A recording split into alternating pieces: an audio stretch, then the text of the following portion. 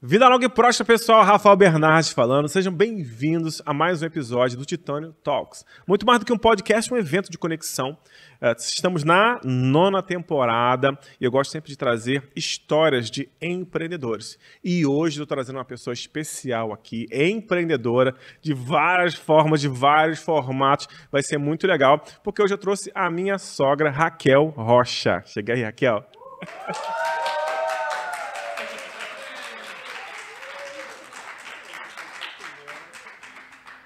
Ai, ai. Eu acho que você ganhou mais palma.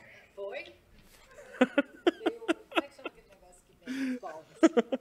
Senta aí, se ajeite. Vê se tá bonita aí. Tá ótimo. Muito bom, tá ótimo. Raquel Rocha.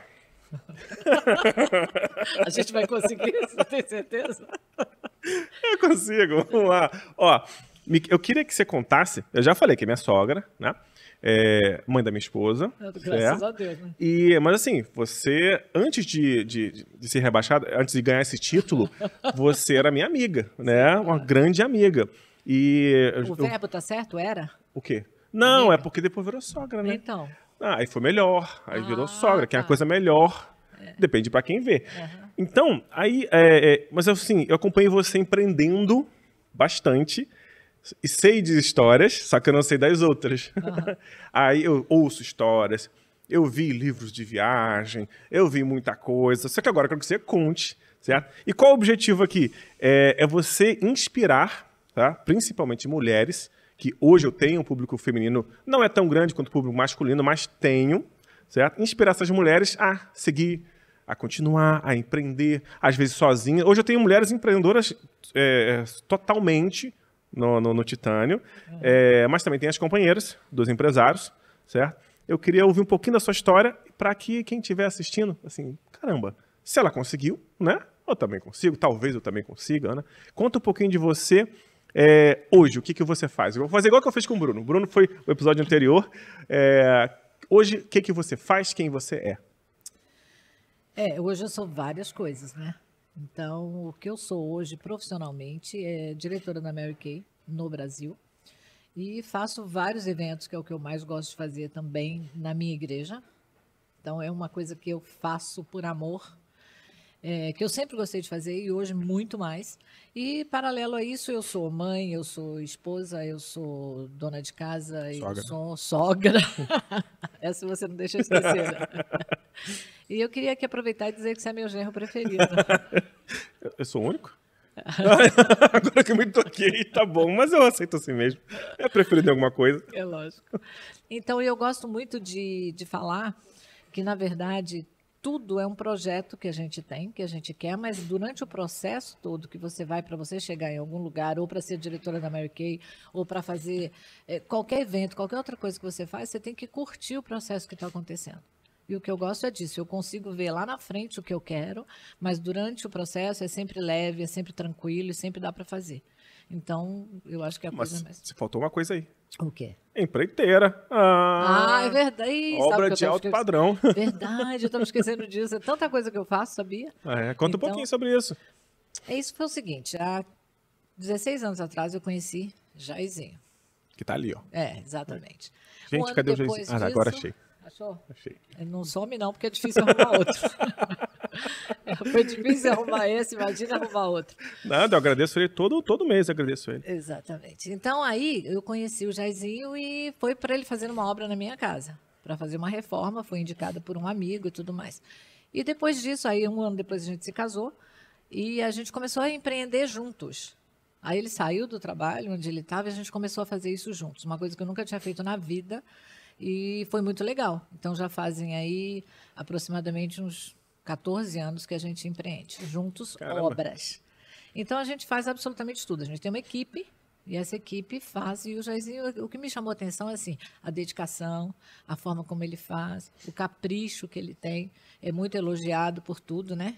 Você conhece a obra dele, o trabalho dele, Poxa, né? nossa, a nossa casa lá ficou incrível, né?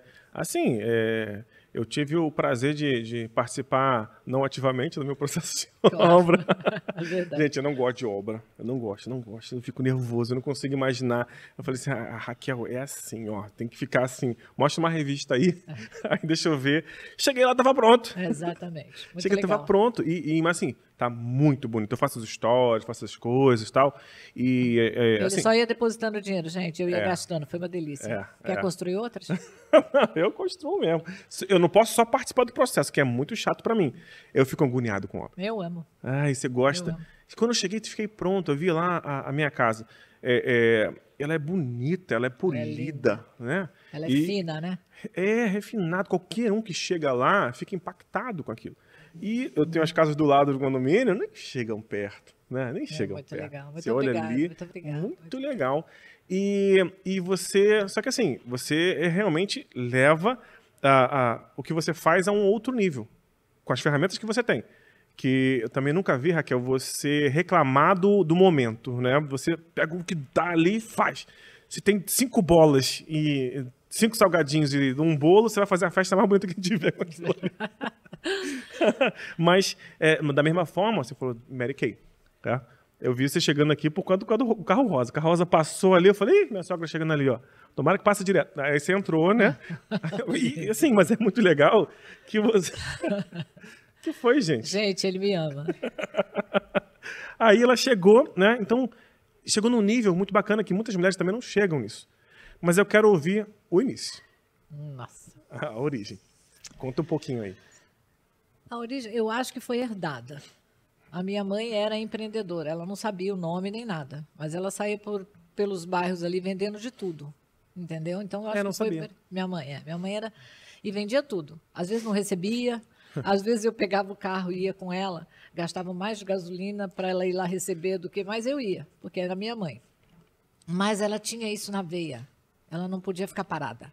Ela tinha que trabalhar, ela tinha que vender, seja lá o que for, sabe? Ela vendia aquela galinha que bota em cima da geladeira, que bota um monte de ovo, assim, sabe? Nossa, lembra. Pra que servia aquilo? Para botar os ovos, Rafael? Não. Era aquele negócio de tempo? Não, Não, uma galinha de arame, assim, de, sei lá, um não, eu tô suporte. confundindo. Eu pensei que era aquela galinhazinha que você apertava assim, ó, e caía um ovinho, sabe? Uma desse tamanico aqui. Não. Uma Mas você sabe qual é brica- essa? Não, já ouvi falar também, mas eu não sei como é que é, não. Não sei, alguém sabe? Então, era pra vir tempo aquilo, né? Ela mudava de cor, né? Ah, então não tem nada a ver. É. Mas eu sei qual é que você falou. Uma de arame grande, Exatamente, botava os ovos ali. Botava os ovos ali, como recipiente, Ah, tá. um porta-ovos, né? Vendia aquilo, vendia Tupperware, porque Tupperware é um negócio Não, é muito um antigo. bom negócio. E era um bom negócio. Vendia roupa, vendia. Difícil era receber, mas ela vendia. Entendeu? Então, Ela gostava de vender. ela né? gostava de vender. E isso eu herdei dela.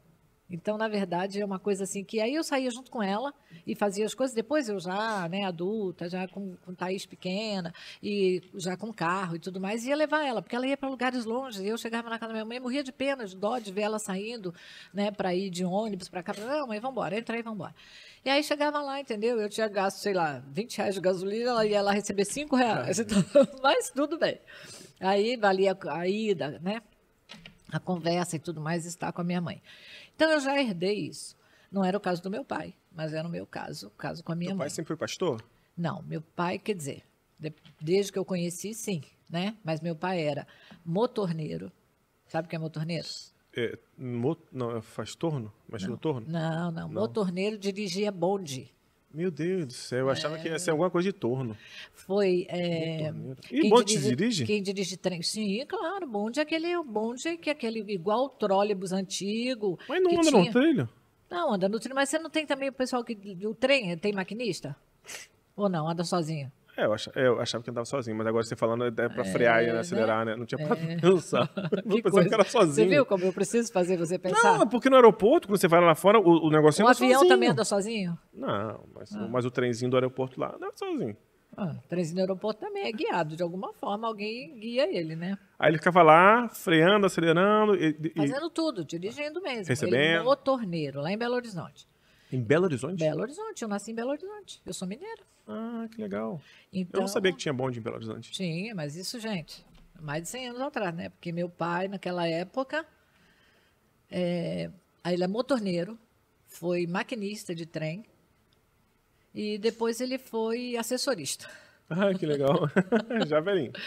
E foi umas coisas muito interessantes, porque na época que meu pai era assessorista em São Paulo, próximo de um lugar onde eu trabalhava, já no turismo, na arte e tudo mais, e eu me lembro de pessoas aí, que você falou sobre pastor, eu me lembro de empresários, altos empresários, subindo no elevador, e eu, na hora do meu almoço, ia para lá para ficar com meu pai. Aí eu subia e descia, subia e descia, subia e descia para ficar com meu pai. E só ouvindo as conversas. Nessa época eu já era diretora de empresa. Nossa, legal. Lá na arte. Mas eu gostava demais de ficar com meu pai. E aí ficava subindo e descendo no elevador e as pessoas entrando e conversando com ele. E aqueles altos executivos que entravam e ele todo orgulhoso, minha filha é isso, minha filha é aquilo, minha filha é aquilo e tal. E aí era engraçado porque tinha um deles falar assim para mim um dia, você sabe que o dia que eu subo no elevador com seu pai, e ele fala que Deus abençoe o seu dia, o meu dia é completamente diferente. Nossa, que legal. Mas ele era pastor nessa época? Ele era pastor. Que bacana. Ele era pastor e as pessoas respeitavam muito. E no trabalho as pessoas não sabiam que ele era pastor. Aí as pessoas subiam junto com ele, conversavam e ele falava isso. E as pessoas sentiam a diferença no dia dele. Né? Que legal, que legal. Meu pai casou com 35 anos de idade. Ih, casou velho. Casou velho. A minha mãe tinha 17. Então ele tinha quase. Calma aí. Quando minha mãe fez 18 anos, ele casou, eles tinham 17 anos de diferença. Gente, a Duda tem 17 anos, imagina. Meu Deus do céu. Então, se aparece um homem de 35, ele aparece e desaparece. Mas você vê, se encontrar um meu pai. Ele aparece e desaparece. Se ela tiver a sorte de encontrar um como o bisavô dela, porque ele é bisavô, né? Da Duda. Então, é muito legal. E aí, assim, foi uma coisa muito interessante, porque foi o primeiro namorado da minha mãe, claro que ela não foi a primeira namorada dele, e eles se converteram, e aí foi uma história muito bonita, né? Ele pastor, minha mãe evangelista, e carregaram a minha avó o tempo inteiro, desde o começo, sempre. Meu pai era um cara incrível, porque aguentou a sogra, Rafael, morando o tempo inteiro. Me identifico. Você já pensou, se identifico? Ó, você no céu aí, qual é o nome dele que eu esqueci? Albertino, eu me identifico com o senhor. Eu nunca morei contigo, Rafael, veio com palhaçada. Mas então eu posso morar lá com você, é isso? Posso ir lá morar com você? Pode, vou te dar um endereço novo. Gente, eu não sei se isso aqui é sobre empreendedorismo ou se é sei lá, um humorismo. Cyberbullying. Mas conta aí você é diretora da AT. Como é que é o nome? Na época eu era diretora da AT Viagens. AT Viagens, que fazia... E como é que foi diretora, do nada? Você contou assim que estava vendendo as coisas? Do nada não, presta atenção. Isso eu falei da minha mãe. Eu entrei na AT Viagens como vendedora de balcão, de turismo. Eu entrei para trabalhar em outras coisas, na verdade, começando, vamos lá. 15 anos de idade, comecei a trabalhar numa frutícola, lá em São Paulo. O que é isso também? Frutícola é um lugar que vende frutas, simples assim. Ah, tá, tipo hortifruti hoje. Mas só que eu trabalhava no escritório, não era vendedora dela. Eu trabalhava no escritório para poder fazer a contagem das notas e tudo aquilo que entrava, dinheiro e tudo mais. E dessa pessoa, dona da frutícola, era um advogado. Então, eu comecei a trabalhar com ele, a fazer uma série de coisas com ele de advogados, e ele viu que eu tinha potencial de trabalho, que eu gostava daquilo e tudo mais. Daqui a pouco ele me botou várias pessoas, inclusive tinha cara de 30 anos de idade, que eu era chefe dele. Quantos anos? 15 anos de idade. Meu Deus.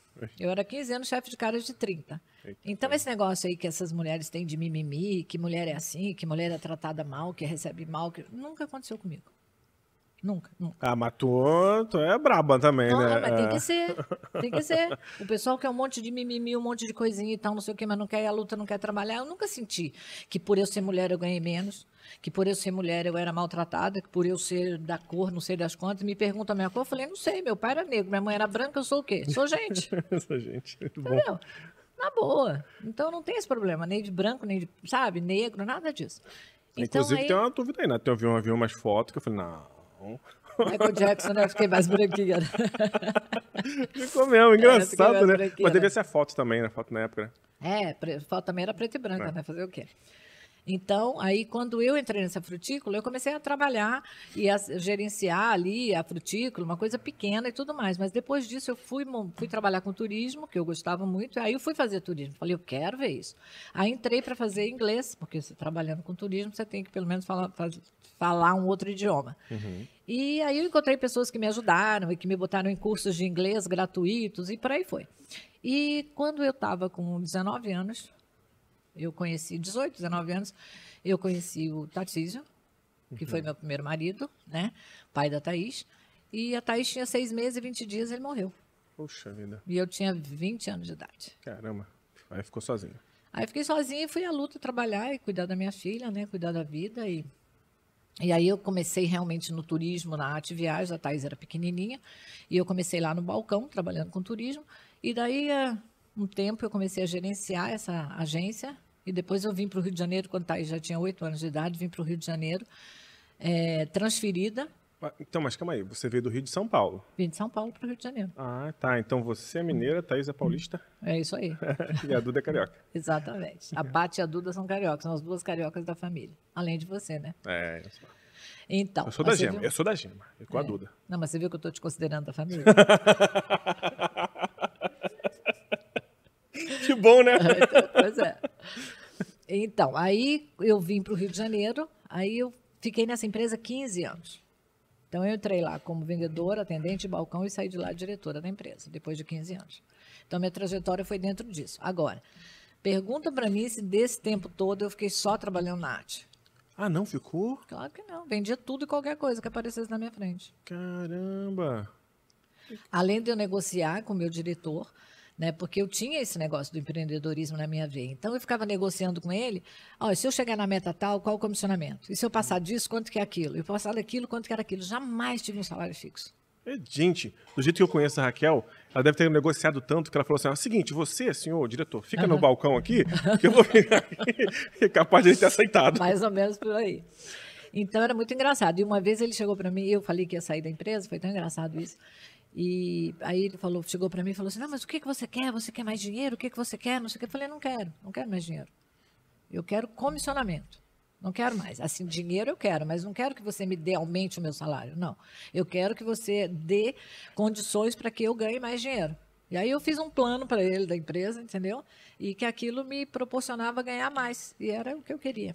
Que legal. Mas você vendia por fora o quê? Assim, você tinha loja, não? Era só outros produtos? Outros produtos, roupa, qualquer coisa que aparecesse na minha frente. Joia, semi-joia, sapato, calçado, o que fosse. É que você foi bem sucedido, você recebia bem, né? E mesmo assim você vendia as coisas por fora o tempo todo. Vendia.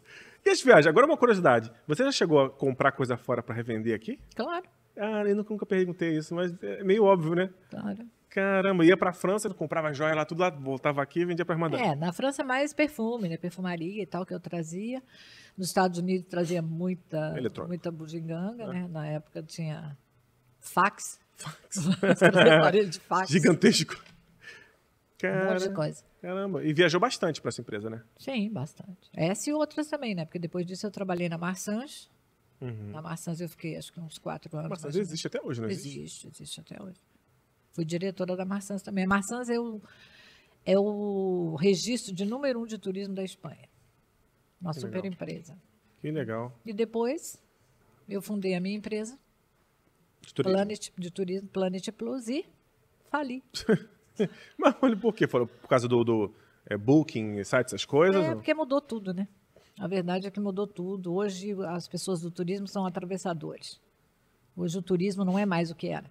Antigamente eu pegava e ia para um lugar, ali naquele lugar eu conhecia as pessoas, fazia negociação com o hotel, fazia negociação com as pessoas dos transfers, dos tours e tudo mais, com a companhia aérea e lançava um pacote.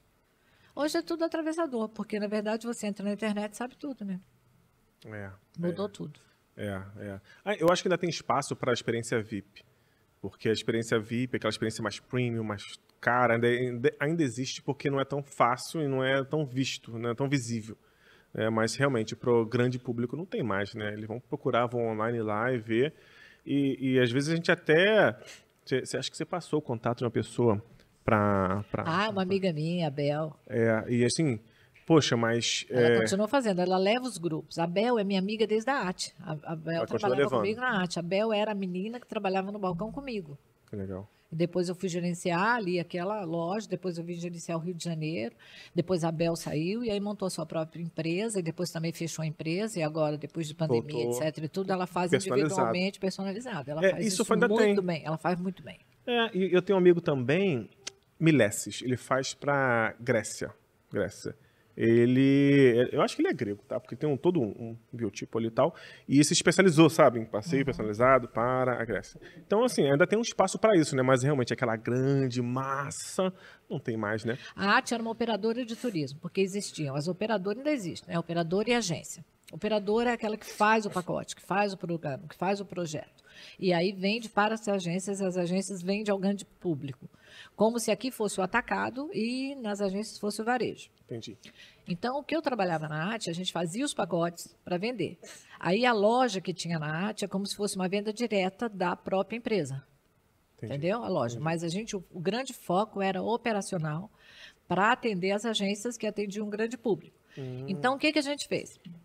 Eu lancei Cancún no Brasil, eu lancei Machu Picchu no Brasil, eu lancei Rússia no Brasil, levar as pessoas para a Rússia. Tu foi pra Rússia? Fui Caramba, para a Rússia. não sabia não. Nossa, tem um monte de foto minha lá com aqueles... Mas Rússia? Rússia, antiga, antes da perestroika. Caramba. Rússia mesmo, quando era tudo fechado, quando não tinha nada lá. Entendeu? O pessoal chegava lá, quando eu cheguei lá, o pessoal comprou as calça jeans que eu levei, comprava calcinha, sutiã, sabia? Caramba. Camiseta de vendeu lá. político que botava para ir fazer, todo mundo comprava, a gente vendeu lá, assim. Meu Deus. As camareiras vinham e perguntavam pra gente, quanto você quer nessa? Quanto você quer naquilo? Não sabia nem o que era. Por quê? Porque era uma coisa que não existia lá. Né? Então, essa coisa americanizada, de shirt né, e calça jeans, nossa, isso valia muito dinheiro para eles. Então, eles pagavam para a gente, em dólar, as camareiras, a gente voltava com a mala vazia, pegava o dinheiro e eles revendiam lá. Muito engraçado. Que legal. Na Rússia foi assim. E lançamos Machu várias Picchu. coisas. Machu Picchu, foi Machu lindo. Picchu fechou. Mas você entrava lá ainda, né? Tudo lá em cima. Lá em cima. Subia mesmo, aquele Andava lá e tal. todinho. Machu legal. Picchu, Cancún, Cusco e Machu Picchu junto, né? Várias coisas. Aqui no Brasil, Hotel Jatiuca, Pousada do Rio Quente, que a gente estava conversando sobre Pousada do Rio Quente. Fizemos muito fretamento muito para lá. legal. Thaís já foi, ia de manhã e voltava de tarde. Caramba. No avião fretado da Rio Sul. Caramba. Aí, mano, tem que me levar pra esse negócio aí hoje. Hã? E aí, aí quebrou. E como é que foi a experiência de quebrar? Foi péssimo, né? Foi péssimo. Você está acostumada com uma vida de uma forma e tudo mais, mas aí foi uma providência divina, né? Eu sei que foi. Chegou a perder coisa? Chegou a... Cheguei a perder casa, cheguei a perder carro e entrar na agência com um carro praticamente zero e sair de lá com um carro antigo, velho, para não ficar sem carro, né? E aí muda tudo, completamente diferente, né? Aí você tem que viver de aluguel, para você viver de aluguel você, né, deve-se, e aí tá... Nossa, é terrível, né? Quebrar não é bolinho não, né? Mas foi uma providência de Deus para que eu chegasse aos conhecimentos da palavra de Deus, porque na verdade eu era filha de pastor, mas... Nossa, eu fico até nervosa falando disso, porque realmente foi uma experiência com o Senhor. E aí eu fui aos pés do Senhor, porque não, é necessário. E Deus, né? E eu acho bastante válido que quando se diz, quem não vem pelo amor, vem pela dor.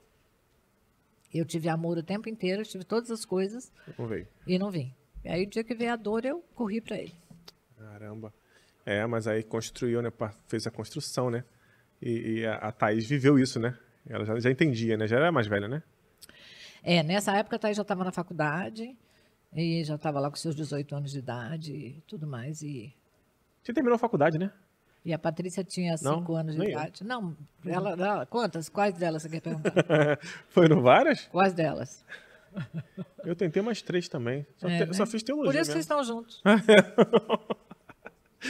Por aí. O pessoal, não sei se vou falar mais uma vez, 9 temporadas. Eu não tenho nenhuma faculdade de TI, não tenho nenhuma formação de TI, nenhuma graduação. Só a única coisa que eu fiz foi teologia até o final. E nem peguei o diploma. Eu não sabia que não tinha. Quanto você fez, Thaís? Comunicação? Eita ferro. Essas coisas ela não conta, não. Não mole? Aí viveu isso, entendeu? Construiu, certo? E essa volta por cima, como é que foi? Foi com o quê? Foi com Romanel. Joias? Que legal. Foi com Romanel. Lembra disso? Romanel. Aí eu fui ver Romanel, que era um negócio muito legal, porque eu tinha um monte de semi-joias Romanel e que aquilo não ficava velho, que aquilo não estragava, que aquilo você não precisa tirar, né, para poder lavar, para tomar banho, para não sei o que e tal. E aquilo era muito legal. Então eu fui procurar Romanel. E aí eu fiz uma compra maravilhosa da Romanel e comecei a botar pessoas para trabalhar para mim. Então eu fiz várias meninas para poder Eles vender. têm esse programa, não? Não, Você que eles fez não por tinham, conta. eu que fiz por conta. Eu era responsável com a Romanel, com um dos representantes distribuidores da Romanel, e aí eu pegava essas joias e botava em uns kits, né? Vamos chamar assim? Como chama mostruário, isso. Os mostruários, e fiz uma empresa. E botava as meninas para vender. E botei gente para trabalhar para mim, para atender as meninas, para saber, para fazer consignado. E aí vinha e prestavam contas daquilo que tinha vendido. E foi aí eu fui crescendo, subindo de novo. Caramba, que bacana. Vamos lá, agora eu quero ver a história inteira, né? Tá, Romanel, aí parou por quê? Fez outra coisa. Não, aí eu comecei a fazer as coisas meio que paralelo, né? Aí depois eu comecei com roupa, aí comecei a ir a São Paulo comprar roupa e vender, comprar roupa e vender. E aí depois, numa dessa, de ir muito a São Paulo, aí a minha irmã, que trabalhava já há um tempo na Santa Edviges, aí já é bem, né? Bem depois. E aí falou com o chefe dela, o Neto, falei com ele hoje. E aí ele me convidou para trabalhar, montar a Santa Edviges no Rio de Janeiro. Santa Edviges, explica um pouquinho para quem não sabe, o que faz e tal. Santa Edviges é aquela empresa maravilhosa que tem bolos, doces, biscoitos, panetones, aqueles biscoitos em lata, biscoito da vovó que todo mundo ama, aqueles biscoitos amanteigados. E na época tinha a empresa de latas e a empresa também dos biscoitos e dos panetones, ovo de Páscoa, tudo sazonal. E aí depois disso ainda levei a Thaís também para trabalhar comigo. Então nós ficamos muito tempo na Santa Edviges. Eu fiquei 10 anos na Santa Edviges. Minha irmã está lá, acho que há quase mais de 40 anos. 200 anos. A minha irmã Ruth trabalha lá até hoje, o tempo todo. Foi ela que me colocou lá. Eu fiquei 10 anos e depois eu parti para a Mary Kay. Que interessante. Aí você, e na Santa Edviges, eu lembro que você teve uma filial. O que era aquilo? Você tinha um escritório, né, quando eu te conheci. Tinha um escritório. Não, na verdade não era uma filial, né? Eu era aqui do Rio de Janeiro, eu era uma filial da empresa de São Paulo. Cheguei a fazer a distribuição no Brasil inteiro também, mesmo estando morando no Rio de Janeiro. Aliás, eu trabalhei em 2 empresas assim, na AT também. Quando eu vim para a AT, né, o turismo, lá atrás, antes, eu acabei voltando a São Paulo para dirigir a AT de São Paulo. Eu passava parte no Rio e parte em São Paulo, parte no Rio e parte em São Paulo. E na Santa Edviges também não foi diferente. Eu passava parte no Rio e parte em São Paulo, trabalhando com as distribuidoras e no Brasil inteiro. Mas depois eu fiz aqui, né, dentro da transportadora, porque a gente tinha um problema seríssimo de logística. E aí eu montei um escritório dentro da transportadora para realmente começar a coordenar e fiscalizar essas cargas todas para que chegasse a entrega no cliente. Porque você vende e depois não entrega, é péssimo, né? Você não tem nem o retorno da venda e você não consegue saber nada. É um trabalho extremamente perdido. Então, eu fazia aquilo de realmente vender, botar o meu pessoal para vender. E eu tinha muitos funcionários trabalhando comigo. E depois eu controlava a chegada dessa mercadoria no Rio de Janeiro e a entrega até o cliente. E depois nós tínhamos pessoas também na loja que faziam com que esse produto saísse, né? O produto realmente tivesse saída da loja para o cliente final. Interessante. Mas assim, você teve alguma formação para aprender esse tipo de coisa? Que a gente brincou com a Thaís, mas eu não lembro se eu te perguntei de formação. Minha mãe. Não teve nenhuma formação? Não, nada. Eu só trabalhei, a única coisa que eu fiz realmente foi parte, né, de faculdade de turismo, e eu fiz inglês e tudo mais, viajava. Não tive nenhuma formação, não. Era uma coisa realmente de instinto e de saber o que tinha que ser feito. Claro que aí eu fiz alguns cursos, algumas coisas, mas nada que nada pudesse tradicional. chamar de forma, exatamente, nada tradicional. Então, tinha várias palestras, cursos, lugares que a gente ia, né, pessoas que hoje se chamam de mentores e tudo mais do que você vai, mas antigamente era a própria empresa te colocava, te proporcionava a fazer alguns cursos, que isso, obviamente, quando você era aplicado, você extraía o melhor disso. Mas isso é bem diferente, porque na época, né, a gente está falando de muito tempo atrás, né? Muito. Não sei. Não, nem tanto, né, Rafael? Pelo amor de Deus. Uns 250 anos atrás, você era novinho na época. Aí, assim, hoje, isso é normal, Raquel. A pessoa vem, não faz a formação e tal. Na época... É verdade, é verdade. Não era uma coisa normal. Era seguir o tradicional. Os meus pais já me reclamaram horrores que eu não segui... como é que eu queria seguir? Tem que eu segui esse... Seguir carreira. Concurso público. Os meus pais já me reclamaram muito, tanto. Não, você tem que fazer faculdade, tem que fazer isso. Concurso público, militar, não sei o que lá. Aí eu para um lado e para outro fazendo esse negócio todo. Imagina na sua época. Meu pai queria que eu fosse Brasil médica. Era o quê? Império? Imagina isso. Eu não tinha essa Engraçadinho. coisa. Meu pai queria que eu fosse médica ou aeromoça. Eu falei, Médico ou aeromoça? Para ele, as duas profissões que eram mais maravilhosas no mundo seria isso para a filha dele. Eu falei, pai, médica, eu não vou ser. Não tenho a mínima condição, nós não temos condições para isso. E eu já sabia que era uma coisa muito difícil e tal. Mas era moça é uma coisa... A aeromoça? É como comissário de bordo, né? Camareira de luxo, né? Não, Pegar o pessoalzinho lá e ficar lá servindo coisinha. Faça-me o santo favor, né? Que amiga minha, eu não vou passar esse podcast para minha amiga ouvir, porque não posso. Queimou um monte de gente aí. Queimei um monte de gente, queimei, mas para mim, na minha cabeça, era isso. Eu queria dirigir empresa, eu sempre quis fazer isso. Então, quando eu entrei na arte, quando eu entrei no turismo, o que eu queria era dirigir aquilo, eu achava o máximo. Quando eu entrei na Frutico, eu queria dirigir pessoas, eu queria dirigir empresa, eu achava que eu podia contribuir com isso. Entendeu? Eu gosto disso. Eu gosto de palestrar, de ensinar, de fazer aquilo que as pessoas não tinham, na verdade. Isso que você está falando, a gente não tinha isso. E era uma coisa que vinha na minha cabeça. Então, eu lia, eu estudava sobre aquilo, eu aprendi, eu sabia como é que a gente tinha que fazer. A própria gestão, né? É porque não é algo fácil, não, né? Não é algo fácil. Não é algo fácil você gerir pessoas, processos, né? A coisa para não desandar. Né? Isso foi tudo no sangue, foi tudo aprendendo, faz curso, vai lendo, vai vendo. E convivendo com pessoas, né? Eu acho que assim, um dos meus maiores orgulhos na vida são as minhas amizades. As pessoas com quem você se relaciona e que você mantém esse relacionamento, que você segura esse relacionamento por anos. Que você realmente é amigo. Eu fico abismada de ver pessoas dizendo que eu conto na mão os amigos que eu tenho, eu não tenho amigos. Eu tenho um monte. Graças a Deus, é amigo de verdade. Então, são pessoas, eu tive o prazer de conviver com pessoas que eram diretores de empresas multinacionais. E as pessoas eram minhas amigas. Então, você vai vendo, você vai sabendo. Teve um amigo, uma vez, que era diretor da Marsan, antes de eu ir para a Marsan. E coisas que ele me ensinava, assim, no dia a dia.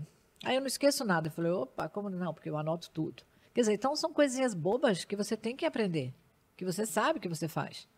Então, o Zé Luiz, marido da minha super amiga Rita.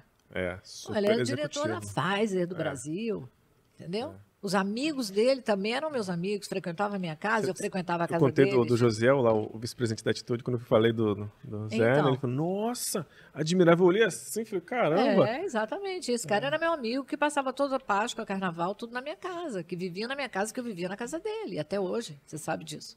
Né? Frequentamos a casa da Rita e a Rita nossa. Então, é uma coisa assim que realmente, quando você preza esse tipo de amizade, você aprende muita coisa. E o Zé ele chegava fazendo perguntas, entendeu? E eu extraía isso dele. Zé. Quanto você vendeu esse mês? Como é que foi o negócio? Sabe, parecia meu chefe. Mas como assim? Não, você tem que fazer uma meta. Aí você botou essa meta, você tem que duplicar a meta. É um mentor também, né? Um mentor. Então, essas pessoas de amizade, de coisas, era uma mentoria que hoje existe, né? Os quilos por aí, e que eu fazia individualmente na minha casa com os meus amigos. Então, eram pessoas assim. Então, essa história de que você é a média das 5 pessoas com quem você convive é verdade.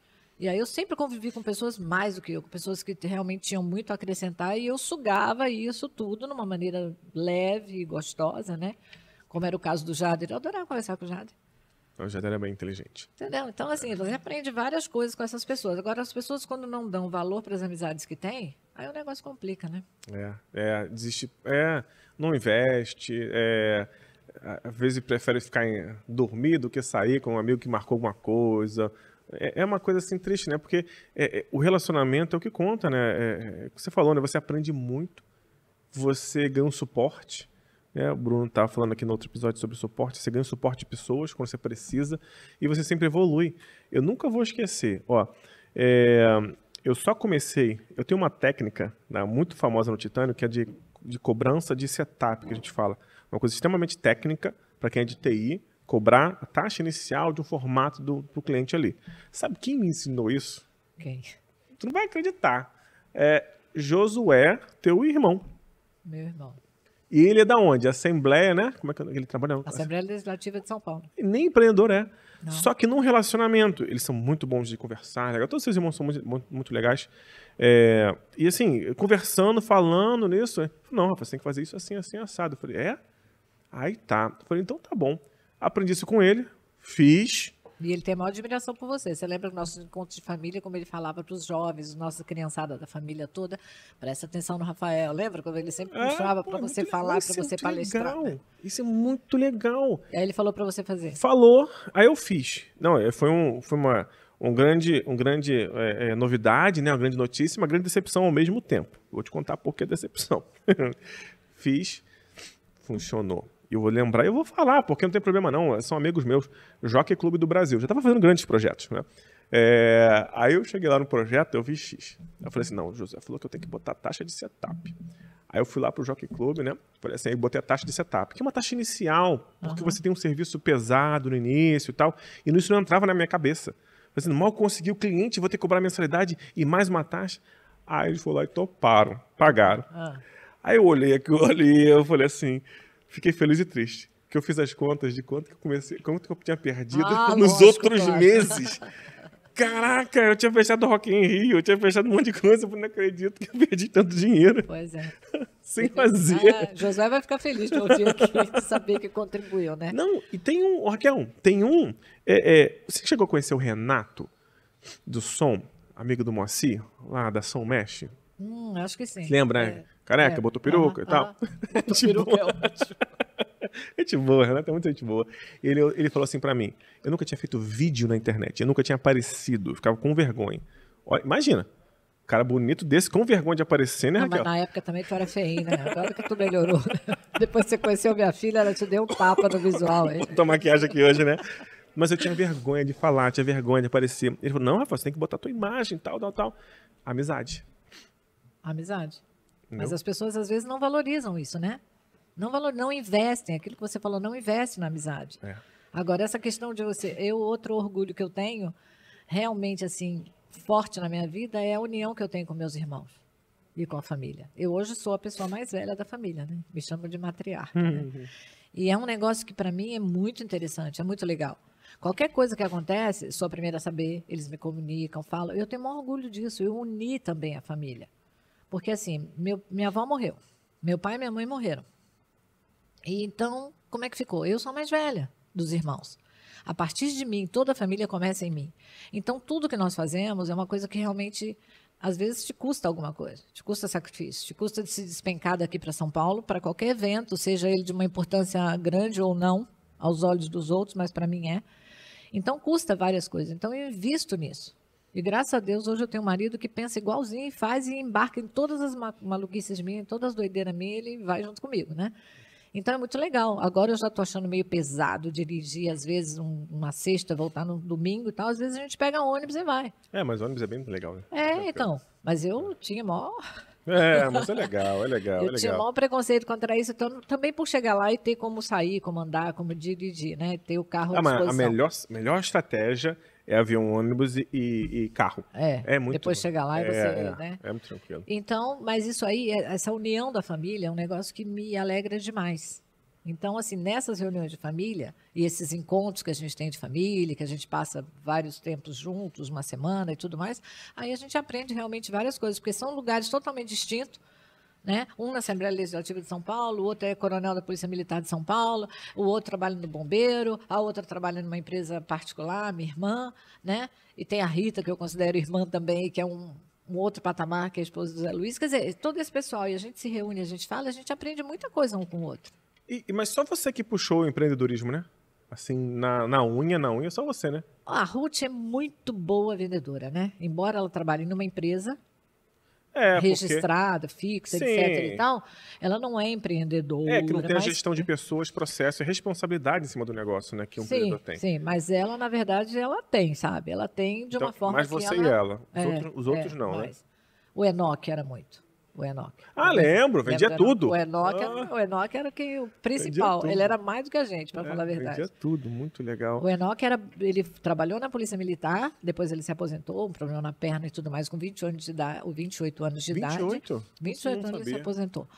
E a partir daí ele só empreendeu, né? Ele foi, na verdade, o maior empreendedor da família, foi mais do que eu, do que Ruth e Enoque. Caramba. Agora, a Ruth é muito boa de papo, de venda, de tudo. Ela arrebenta. Que legal. E aí, hoje, gerenciando, assim, você tem uma vida muito ativa, né? Gerencia negócios, né? Funcionando aqui na parte de... E assim, é muito interessante para mim, eu convivo contigo, né? Bastante, mas é bom, tô falando que é bom. Tá bom. Se quiser eu vou embora, não tem problema não. Aí, eu não enxergo a parte mais de Mary Kay, por exemplo. Mas eu sei que você está fazendo ainda. Só que quando eu tava lá, tipo, quando eu não era casado com a Thaís, eu via muito Mary Kay, porque via as mulheres lá e tal. Hoje eu vejo mais as suas obras, eventos da igreja, certo? E acho que você faz com o Jairzinho. Mas ainda tá tocando a questão da Mary Kay, né? Eu tô até puxando um pouco mais de Mary Kay, porque na verdade eu tive um grande desejo que era conquistar o carro rosa. Então, automaticamente, até chegar... E toda conquista é assim, né? Você acaba conquistando e depois você dá uma relaxada. Essa é a grande verdade, né? Então, foi mais ou menos por aí. Mas eu também tive uma atividade muito grande, muito forte na pandemia com a Mary Kay. Embora a gente não tenha ficado parada com obra em nenhum momento, em nenhum dia, graças a Deus. Mas a atividade de Mary Kay foi muito grande na pandemia. Eu aprendi muito a fazer online, a fazer bazares e tal, um monte de coisa e sustentar ali na venda todas aquelas mulheres que trabalham comigo. Mas é que hoje o meu coração pulsa muito pelas obras, sabe? Pulsa muito pelas obras e pela igreja. Bruno tá ali ainda, não tá? Tá no escuro ali. Ô, Bruno, lá pra missão, chama esses dois aqui, ó. Fizeram uma reforma lá na Tijuca, que ficou demais. Já você foi lá ver, já? Aí, ó. Tem mais agora, tem mais, tem coisa nova agora que a gente fez do espaço. Tá fazendo uma outra, né? O espaço, agora a gente fez um espaço de convivência e atitude. A gente transformou o estacionamento num super espaço de convivência, com jardim vertical, com um monte de coisa linda. O estacionamento... Aí o Jairzinho fez cozinha, fez banheiros, fez lavabos, mas ficou lindo, lindo, lindo, maravilhoso. Fizemos cozinha no Kids, fizemos um monte de coisa. E ontem o pastor Felipe já chegou lá e já passou um monte de projeto a mais para a gente fazer também. Vamos fazer cafeteria, vamos fazer uma sala para os visitantes serem recebidos depois que terminar o culto, um monte de coisa que o pastor passou ontem para a gente está muito apaixonado por aquela igreja, por aquele pastorado. E vocês eram daqui, né, da base, junto com a gente, barra, né? Falei que não ia para Tijuca. Falou que não ia. Falei que não ia para Tijuca. Aí foi. Aí passei um luto pelo pastor Josué, né? Eu passei um luto. Mas ele conhece você viu? Foi lá na casa dele, ele lembra o nome, sabe tudo. E depois, mas aí o pastor Felipe agora... não tem como, né? Ele é pastor Felipe mesmo. E a pastora Aline são maravilhosos, realmente. É muito próximo ali, né? Muito legal. E crescendo, né? Tá. Eu não sei qual a taxa de crescimento, mas eu acho que é uma das que mais cresce. Depois eu vou ver lá na missão. Eu acho que é uma das mais cresce. Porque tem um ano só. É um ano, né? É um ano. 1 ano e 6 meses, né? Foi dia 16 de novembro. O culto dos jovens aí que teve com o pastor Vux foi lotado. Foi, lotado. Foi lindo, lindo, lindo. Que interessante, né? E assim, então, eu quero tentar deixar para a pessoa que está assistindo, assim, não importa o momento, você sempre conseguiu seguir adiante, sempre buscou algo para fazer. O que você disse aí é interessantíssimo, porque eu não reclamo e nunca reclamei e não reclamo de absolutamente nada. Tá? Então, assim, eu sempre procurei tirar proveito daquilo que aconteceu. Uma coisa que eu não disse aqui, mas com 16 anos de idade eu era noiva e meu noivo morreu. Chamava Heter. E eu nunca nem sabia disso. Eu tinha 16 anos, eu era noiva e ele morreu. Bateu o carro e morreu. Caramba. Depois, eu com 20 anos de idade, tinha o Tarcísio, né? E ele... Isso abala qualquer... Mulher abala, né? Poxa, mas eu só fui me fortalecendo. Eu tenho que contar comigo, eu tenho que ir à luta, eu tenho que brigar, eu tenho que criar minha filha, depois uma outra filha, né? Que eu tive uma produção independente da Patrícia, minha outra filha que eu tenho, ela sempre fala outra, mas a Patrícia eu tive a Patrícia quando a Thaís já tinha 13 anos. Então, é o tipo da coisa assim que quando você vê que você tem que contar com você e com você mesma, então você vai à luta. Você não tem tempo para murmurar, não tem tempo para diz-me-diz, não tem tempo para mimimi, como se diz na Mary Kay, né? Tá de mimimi. Não tem tempo para isso. Você tem que trabalhar, você tem que fazer, você tem que lutar, você tem que conseguir, você tem que... Sabe? Então, eu sempre achei que eu tinha que conseguir, que eu tinha que lutar, que eu tinha que ir. E depois que eu conheci o Senhor Jesus, então, aí é que o fardo ficou mais leve ainda, né? Aí descansa no Senhor e deixa acontecer. E aí eu sei que Ele também mesmo quando eu não estava com Ele, Ele estava comigo. E ele me direcionou esse tempo todo. Acho que as orações do meu pai, da minha mãe, eram ouvidas e me ajudavam. Exatamente. E sim, o interessante é que quem tá vendo aqui, assistindo, não trouxe só porque é minha sogra, não, né? Apesar, né? Apesar de ser minha sogra, ela tem uma história de sucesso. E a gente fala assim, vendeu roupa, vendeu, você fez isso, você fez aquilo. Parece que a gente está colocando uma pessoa que mal sobrevive. Não, ela tem viagens incríveis, tem um carro incrível, tem uma vida incrível, sabe? Viaja, passeia, faz tudo, compra coisas. Eu nunca te vi assim, ruim, sabe? Era assim, ó, aí dá uma quedinha, vai, subo de novo. Você teve uma vida muito legal, Sim, né? muito legal, muito legal. E assim, na luta, então, por que uma pessoa não consegue? Por que você acha assim? Pega uma mulher hoje que talvez tenha um marido que não incentiva tanto, ou então que até o marido empreendedor em TI não é tão, sabe, não é tão ativo, aquela coisa de reclamar muito. Por que você acha que a mulher não consegue, ou não incentiva, ou não vai junto Eu acho que sozinha? não tem a ver com o outro, sempre. Nunca tem a ver com o outro. Se o marido incentiva, não incentiva, se o marido faz, não faz, nem marido eu tinha. Então, quando você tem que ir à luta, eu acho que primeiro é a necessidade. Se você realmente tem uma necessidade e você não quer virar vítima, porque é isso. Quando você tem uma necessidade, ou você parte para ir à luta e matar um leão por dia, ou você começa a ficar de mimimi e entrar no vitimismo. Eu nunca fui para o vitimismo. Se eu passei dificuldades, primeiro que eu não me lembro, segundo que ninguém sabia. Então, eu acho que o negócio é esse. Ninguém sabia, não precisava saber. Eu tinha que correr atrás para conseguir o que eu queria. Né? E eu conseguia. Então, eu acho que a primeira coisa é essa. Você precisa ter vontade de fazer. Não sei fazer, vai aprender. Porque esse negócio de que não sei, não vou aprender, eu sempre pensei assim, se fulano consegue, por que eu não vou conseguir? Se fulano que é mais burrinho do que eu, né? Então eu vou aprender. E uma vez chegaram para mim, quando eu fui trabalhar a primeira vez, foi um negócio meio esquisito. Eu com 14, 15 anos tentando arrumar o primeiro emprego.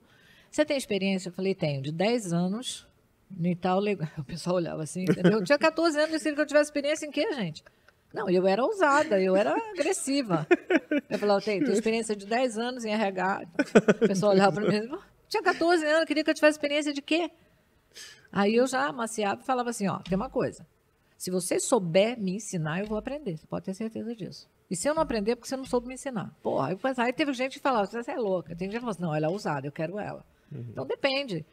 Agora, se você chegar lá com cara de derrotado, que chegar lá com aquela humildade excessiva, que para mim não é humildade, é burrice, entendeu? Então você não consegue nada na vida. Eu falei, como que você quer que eu saiba, que eu tenha experiência, que eu saiba de alguma coisa, se eu nunca trabalhei? Se nunca ninguém me ensinou? Agora, me testa.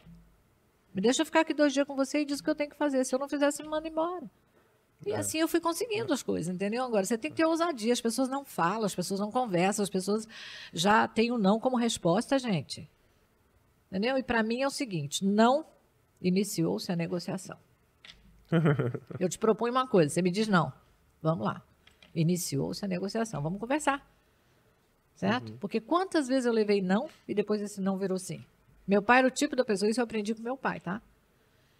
Pai, posso? Não. Fala, pai, eu nem perguntei para o senhor ainda a coisa, você já disse não. Um dia eu falei para ele, posso ir para a escola? Não. Eu falei, para a escola pode. Eu falei, pô, você nem me ouve. Então eu já era ousada desde isso com meu pai. Posso ir na igreja? Não, sim, claro, você vai na igreja, entendeu? Então, ele já respondia não. Eu falei, gente, não, a gente já tem como resposta. Então, vamos entrar numa de que realmente você precisa fazer alguma coisa. E aí você tem que ousar e você tem que falar, eu vou aprender. Né? E se eu não aprender agora, eu aprendo daqui a pouco. Se eu não aprender nisso, o que eu gosto de fazer? E quando você gosta, é meio caminho andado. Aí você gosta, você vai, você aprende, você faz. E quando você faz, as pessoas te reconhecem. Quando você é reconhecida, o reconhecimento vem em forma de dinheiro também para você. Né? Não é só o tapinha nas costas. E aí você começa a se impor. E você começa realmente a querer alguma coisa a mais. E din-din que é bom, né? Ai, muito bom. Você falou um negócio aí que ia anotar, e eu ia anotar para ser a dica de ouro. O não é... Eu posso colocar essa como dica de ouro ou não? Você quer fazer uma dica de ouro diferente? Não, acho que tem outras. Tem outra? Mas né? Essa é boa. Eu quero contar um negócio. Cadê a Marcela? Da minha filha. Anota esse corte aí, Marcela. O não é o início da negociação. Exatamente. Grava isso aí, isso já é um cortezinho, mas pode contar.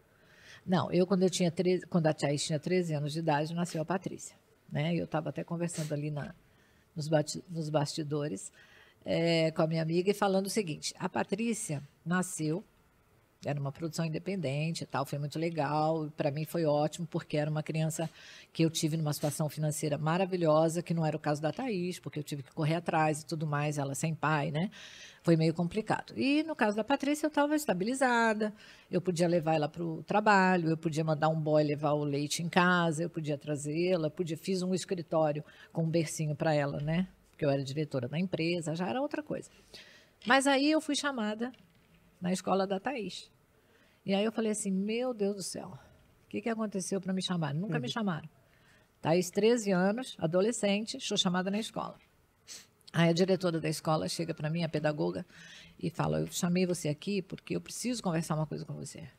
Eu trabalho há 18 anos e nunca ouvi de um adolescente o que eu ouvi da sua filha. Falei, epa, o que aconteceu? Lá vem bomba. Lá vem bomba. A cara da Thaís lá atrás. Falei, o que aconteceu?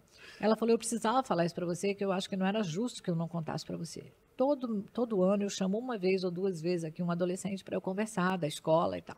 E eu chamei a Thaís, chamei tua filha. E comecei a conversar com ela, ela me disse que o nome dela é o nome que ela queria ter, que ela não se imagina chamando outro nome, que a casa que ela mora é a casa que ela queria morar, que a mãe que ela tem é que ela queria ter, que ela adora a irmãzinha dela que acabou de nascer, que os tios que ela tem é o que ela queria ter, a família dela inteira, que ela não mudaria uma vírgula na vida dela. Olha que coisa linda. 13 aninhos. 13 aninhos. Então, aí você vê que realmente, você sabe, que eu fiz um bom trabalho. Né? Que eu fiz um bom trabalho. Mesmo trabalhando e na luta, viajando muito, porque eu viajava muito, tinha que deixar a Thaís com outro. Tá? É uma história muito, muito incrível, né? Muitas vezes eu chegava em casa, a Thaís estava estapeando a empregada. Não, você não tem noção. Não, eu falava aí, empregada, eu vou embora, não estou mais aqui. Eu falava, gente, eu estou viajando, eu estou em outro lugar, eu estou em outro país, o que eu faço da minha vida? Entendeu? Eu estava dizendo, mas o pai ligava para a vizinha, Toninha, minha amiga, figura, Thaís, fica com ela aí que a empregada foi embora. A outra, ela resolveu que ia cortar o cabelo. Eu sei cortar, cortou o cabelo da mulher, quase cortou a orelha, o cabelo, entendeu? Então a Thaís me aprontava umas coisas. Muito, muito, assim, muito legais. É porque você tinha uma vida muito ativa, né? Muito ativa e muito doida, entendeu? E ela, né? Eu falo que eu tenho 2 filhas únicas. Ela até os 13 anos foi única. Depois tinha a Paty, né? A Paty também terrível, né? Então o negócio foi bem ativo a minha vida toda, né? E assim, eu me acalmei, apaziguei, realmente há 15 anos atrás, quando eu me casei, né? Um Jairzinho, e assim, a dica de ouro é você tem um marido que você se dá super bem, porque a metade do que ele fala você não ouve, a outra metade você não entende, não briga nunca. Sabia que ia falar isso. Sabia? Sabia. A metade você não ouve. E a outra metade você não entende. Você não entende. Não, isso não é dica de ouro, não. Brincadeira. Ah, muito legal. É muito legal ter uma família legal, tanto a família ascendente como descendente, conseguir segurar isso, porque não é à toa, não é do nada que você consegue ter uma família unida. Muitas vezes você tem que renegar várias coisas, você tem que se abdicar de outras coisas para você ter uma família unida. Tanto para cima quanto para baixo. Né? A família, tanto a parte ascendente quanto descendente. Então, isso é uma coisa muito legal, muito orgulhosa. Eu tenho orgulho disso, porque é uma coisa que você tem que preservar. Os amigos. Os amigos fantásticos. Eu aprendi isso contigo, você sabe, né? Eu aprendi isso contigo. Chegou uma época que eu estava... Quem me conhece sabe que eu passei por uma reestruturação completa na vida, total. Eu ia mais na sua família do que na minha própria. Aí eu comecei a ver... Aí quando eu fiquei sozinho, sem nada... Raquel, eu falava inglês. Eu tinha licença para morar fora. Fiquei sozinho no mundo sem nada. De novo. Aí veio a tentação. Por que você não vai para fora? Né? Aí, em vez de ir para fora, eu falei assim, eu vou morar perto da minha mãe. Né? E a Thaís comprou a briga, né? Vou morar perto da sogra. Vou morar perto da minha mãe, vou ficar lá. Porque você se reconectar com a sua família é algo muito mais profundo do que uma riqueza que talvez... hoje não posso reclamar, mas naquele momento ia ser uma coisa incrível para mim, né? Reconectar com a família, uma coisa que eu aprendi contigo, e assim, é muito importante que ela dá uma base. Claro. E assim, isso volta. Assim, é uma coisa assim, não sei quem está me ouvindo aqui, eu tive a oportunidade realmente de sair várias vezes, fiquei muito ausente da minha família, tive oportunidade, eu tinha licença pela Microsoft, o visto lá, ó, como é que é? pessoas com habilidades especiais, né, que eu tava em premiação. E só que você tem que botar a mão na consciência e falar assim, caramba, a família é mais importante. Claro. Por exemplo, eu fui alçar voos, como dizia meu pai, fui alçar voos mais altos e mais longos na época do que os meus irmãos. Hoje meus irmãos estão todos super bem de vida, graças a Deus e tudo mais. Mas eu venho de uma família extremamente pobre, extremamente humilde, né, que se diz pobre. E eu, quando estava viajando, indo para vários lugares do mundo, trabalhando em empresas e sendo diretora de empresa, executiva, etc e tal, eu nunca deixei de ir para São Paulo.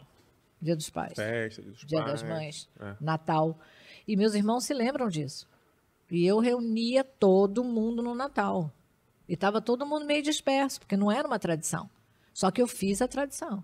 E eu enchi o carro aqui de presente e levava para São Paulo para todo mundo. E eles falam isso até hoje. Então, essa tradição continua e eles fazem isso por quê? Porque é realmente a base.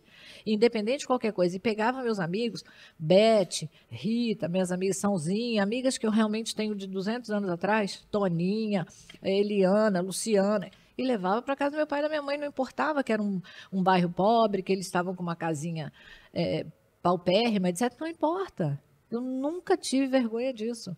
Então, é o tipo da coisa assim, quando você realmente honra as suas raízes, e eu vi o Bruno falando aqui também, né, da mãe dele, e como é que foi, e como é que ele começou, e que a mãe dele era costureira, eu ouvi tudo isso. É uma coisa assim, que quando você leva as suas raízes para frente, você só cresce. E as pessoas te respeitam, porque você respeita as pessoas. Agora, tem gente que subiu um pouquinho, esquece de tudo.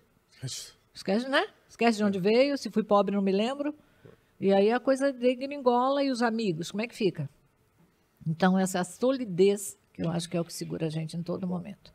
Então, a dica de ouro vai ser essa? A dica de ouro é essa. A dica de ouro é você realmente saber das suas raízes, você valorizar a sua família, você unir a sua família, porque muitas vezes você precisa fazer essa união. Nunca fiquei um dia na minha vida sequer sem falar com um dos meus irmãos. No sentido de que, tô brigada com ele, entendeu?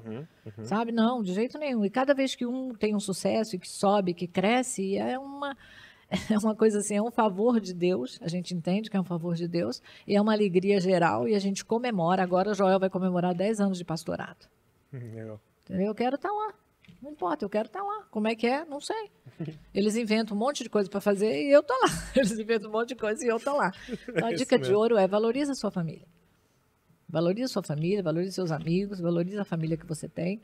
E hoje, embora a minha família, né, no Rio de Janeiro, somos nós todos aqui, a minha outra família em São Paulo, e valorizar o seu casamento. Né? Eu e Jairzinho, nós fazemos tudo junto. Então, é família, família, família e amigos. Eu e Jairzinho, a gente faz Mary Kay junto, a gente faz obras junto, a gente vai para a família junto. Tudo que a gente faz junto. E é uma coisa muito, muito legal. Muito bom. Gente, então vou fechar mais um episódio aqui em grande estilo com a minha sogra, com a Raquel. Espero que você tenha gostado. Eu acho que com certeza gostaram, com certeza se apaixonaram por essa história incrível, é muito legal. Agora, deixa seu comentário, sabe? Deixa seu comentário aqui embaixo, aqui em cima, onde estiver aí, não sei, que vai ser muito legal. Raquel, obrigado. Excelente papo e história incrível. Parabéns. Obrigada, muito obrigada.